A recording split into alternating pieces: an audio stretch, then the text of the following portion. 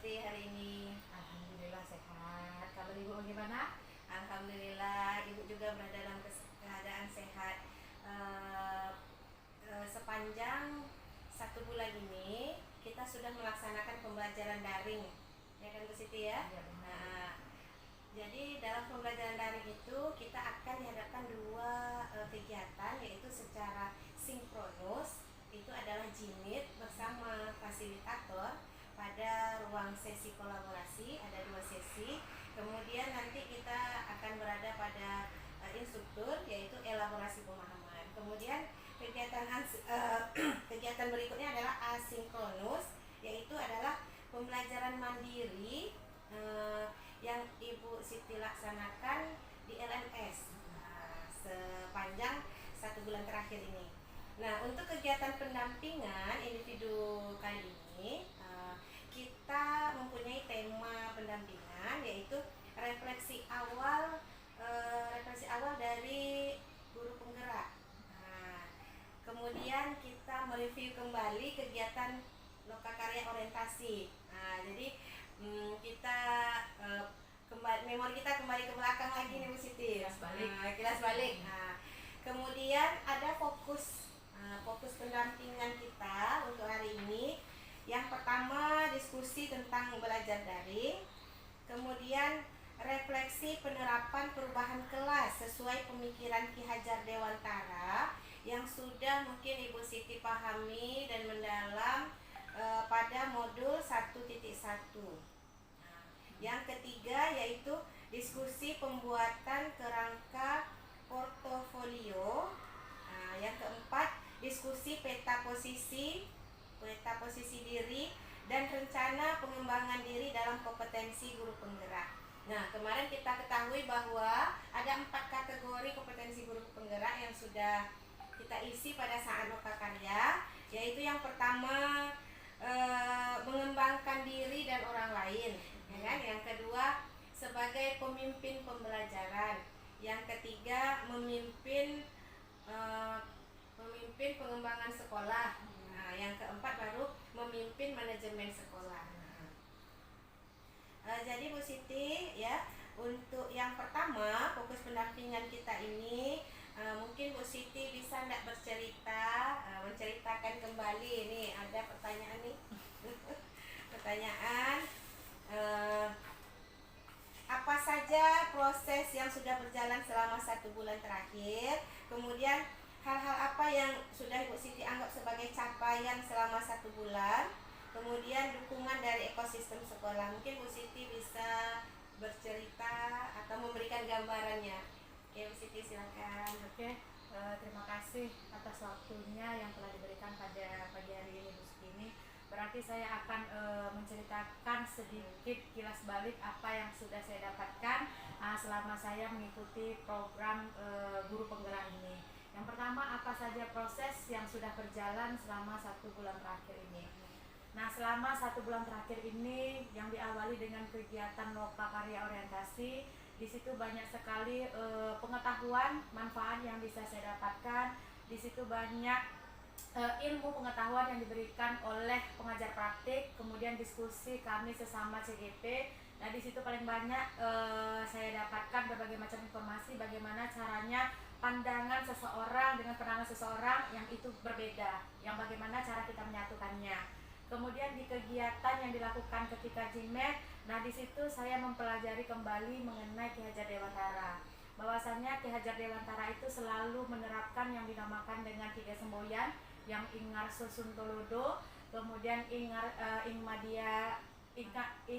Ngarso Suntolodo, yang kedua Ing Madia Mangunkarsa, dan ketiga itu adalah Tuturi Handayani. Jadi guru itu memang sebagai seorang yang pemberi contoh bagaimana dari segi ucapan, pemikiran maupun perbuatannya.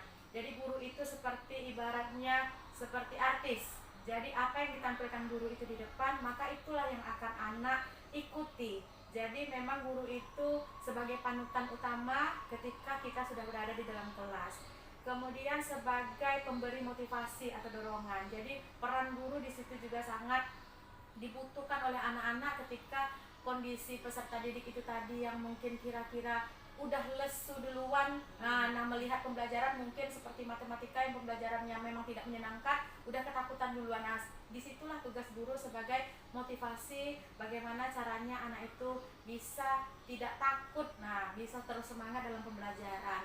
Nah, kemudian kilas balik lagi yang telah diajarkan oleh Ki Hajar Dewantara, bahwasanya pendidikan pada zaman dahulu itu memang hanya untuk kepentingan zaman kolonialisme saja.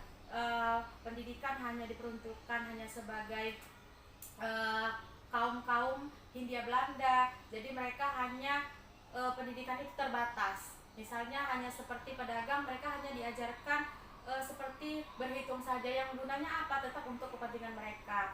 Namun pada akhirnya berdirilah taman siswa itu, yang akhirnya pendidikan itu bisa dicap atau dikecam oleh semua lapisan masyarakat.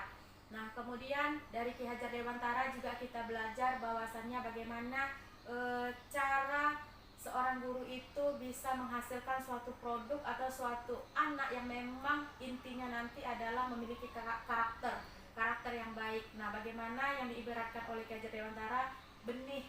Nah, benih yang ditanam oleh seorang petani itu, apabila benih itu di tanah yang subur maka hasilnya juga akan baik. Tapi kalau benih itu benihnya bagus tapi tanahnya itu tandus, kan hasilnya juga tidak ada. Begitu juga kita sebagai seorang guru, bila kita sebagai seorang guru itu tidak bisa melihat potensi yang dimiliki oleh seorang anak, maka itu bakalan sangat disayangkan. Makanya peran tugas seorang guru itu sebagai among, sebagai pamong, juga sebagai motivasi. Pokoknya guru itulah yang menjadi acuan utama atau peran utama bagaimana anak itu bisa menumbuhkan karakter yang baik itu tadi.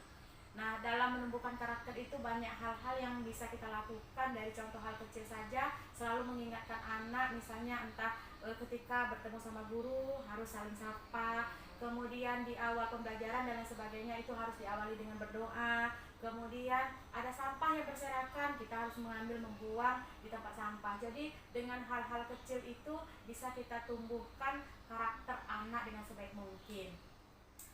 Kemudian apa saja hal yang dianggap sebagai capaian selama 1 bulan ini?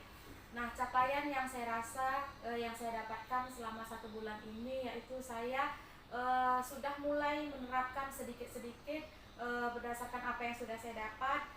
Nilai-nilai di guru penggerak itu sudah mulai saya terapkan, contohnya seperti pembelajaran yang berpusat pada peserta didik. Nah, di SD Maitreya Wira ini kebetulan mayoritas orang tuanya bisa dikatakan ekonominya itu agak sedikit menengah, jadi tidak kesulitan bagi pihak sekolah untuk berkomunikasi sama orang tua bahwa pembelajaran itu kami menggunakan teknologi walaupun hanya menggunakan handphone. Jadi dibenarkan oleh pihak sekolah anak-anak membawa handphonenya ke sekolah. Jadi untuk kegiatan berpusat kepada peserta didik, saya menerapkan anak itu sebelum saya menjelaskan materinya, saya meminta anak dulu untuk mengeksplor atau menemukan informasi sebanyak-banyak mungkin terkait dengan materi pada hari itu. Nah, setelah anak itu mengeksplor, barulah guru nanti akan melihat hasil kerja anak itu seperti apa.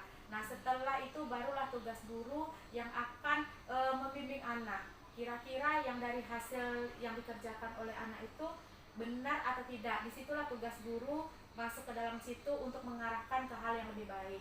Nah, kemudian yang berpusat kepada peserta didik lagi, hasil yang mereka lakukan, mereka tuangkan itu ke PPT. Jadi portofolio digital Bu Siti sudah, kesimpulannya sudah membuat nih. Sudah ada portofolio digital Bu Siti ya. Sudah. Kemudian apa yang sudah baik nih Bu Siti? Atau apa yang perlu diperbaiki dari pendampingan atau pengajar praktek ini di pendampingan berikutnya? Untuk perbaikan, saya rasa manusia itu tidak ada yang sempurna. Semua manusia itu sama. Ibu juga datangnya tidak terlambat, malahan cepat. Jadi saya rasa kegiatan ini tidak ada yang perlu ditingkatkan. Cuman saya rasa nanti saya minta ketika kita saat diskusi, kepala sekolah saya ada, kemudian kepala sekolah saya ikut mendampinginya, seperti itu. Kalau untuk ibu sendiri saya rasa tidak ada yang perlu, karena ibu welcome, kita pun welcome, ibu datangnya udah senyum, kita pun senyum, jadi sama-sama bahagia sehingga diskusi ini tidak horor atau tidak menakutkan. Nah, seperti itu. Oke. Terima kasih Bu Siti Sama-sama. atas segala ya pemaparan cerita Ibu Siti. Semoga Bu Siti tetap semangat dan bahagia selalu untuk menyelesaikan seluruh tugas-tugas yang ada di LMS secara mandiri. Oke Bu Siti, terima kasih.